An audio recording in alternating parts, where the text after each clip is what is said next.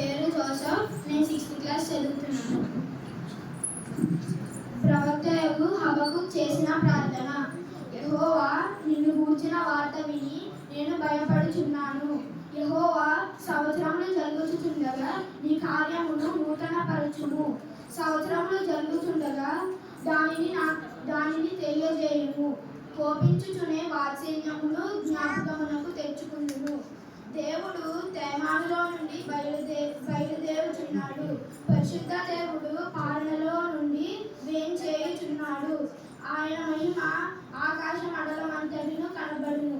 భూమి ఆయన ప్రభావముతో నడుచుచున్నది. ఆయన హస్తములో నుండి కిరణములు బయలువెళ్ళుచున్నవి. అచ్చట ఆయన బలము దాగి ఉన్నది. ఆయనకు ముందు తెగులు నడుచుచున్నవి. ఆయన పాదము వెంట అగ్ని మెరుపులు వచ్చుచున్నవి. ఆయన నిలబడగా భూమి కంపించును. ఆయన చూడగా జనులందరూ అటు ఇటు తొలగుదురు. అధికల పర్వతములు బ్రద్దలాయను, పురాతన గిరులు అనుగును.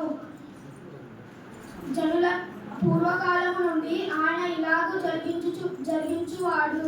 కుషీయుల డేరాల్లో నుండి నేను ఉపద్రవము కలుగగా నేను చూచితిని.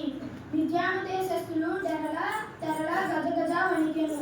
యెహోవా, నీకు నదుల మీద కోపము కలిగినందున, నదుల మీద నీకు ఉగ్రత కలిగినందున, సముద్రముల మీద నీకు ఉగ్రత కలిగినందున నీ గుర్రములను కట్టుకుని నీ రక్షణార్థమైన రథములపైకి ఎక్కి నీవు వచ్చుచున్నావు.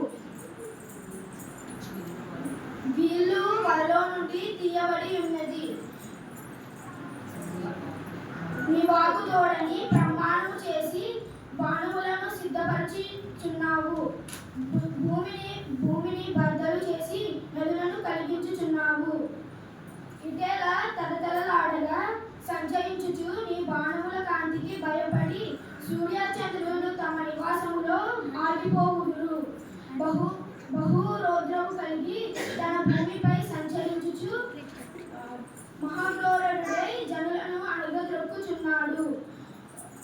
అంజూరపు చెట్లు ఫలింపకపోయినను, ద్రాక్ష చెట్లు ఫలింపకపోయినను, ఒలివ చెట్లు కాపులేకపోయినను, గొర్రెల తొట్టిలో లేకపోయినను, చేనులోనే పైరు పంటకు రాకపోయినను, సాలెలో పశువులు లేకపోయినను, నేను యెహోవా యందు ఆనందించెదను.